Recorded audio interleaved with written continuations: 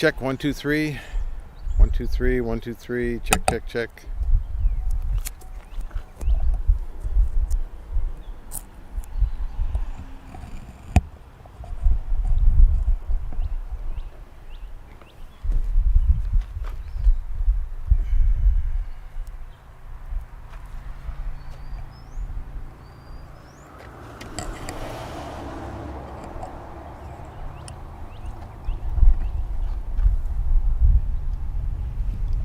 Hi.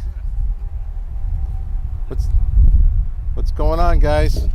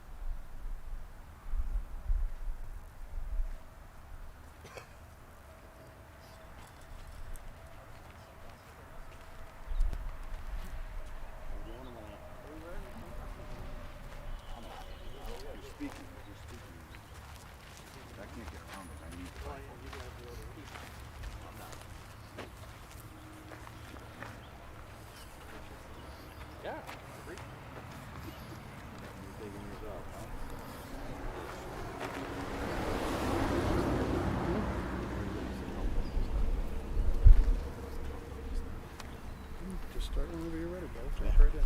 Yeah, he's got to turn the signals. Once he turns around. He's got to get the stream set up.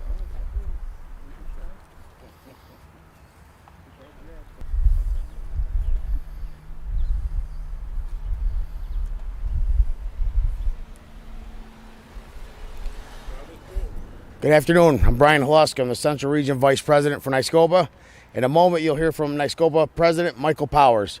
Also joining us today is Executive Vice President Kevin Donnelly, Recording Secretary Chris Summers, Western Region Vice President Mark the Burgermaster, and Northern Region Vice President John Roberts. We're here today standing outside what used to be known as Oneida Correctional Facility. Nearly 10 years ago, Governor Cuomo started a disturbing trend and announced that the closure of this facility upending lives of over 600 employees and their families and relocating nearly 1,000 inmates. Some of these buildings on these grounds date back to 1880s, filled with lifetimes of history. Today, at this facility, it is crumbling before our eyes. It's an eyesore for this community. I'm sure if you polled the local businesses and residents in this area, they certainly aren't benefiting from this decision today. The state has tried to sell it. No buyer has stepped forward. The neighborhood has deteriorated. Homes' values have plummeted. The city's population hasn't been this low since 1930s. I ask you, is it worth it? We've warned the state closing these facilities would have an adverse impact on the surrounding community. And with more prison closures in the immediate horizon, NYSCOPBA is once again sounding the alarm on these poorly thought out policies. I would now like to bring up Mark the Burger, Western Region Vice President, to the podium to say a few words. Thank you.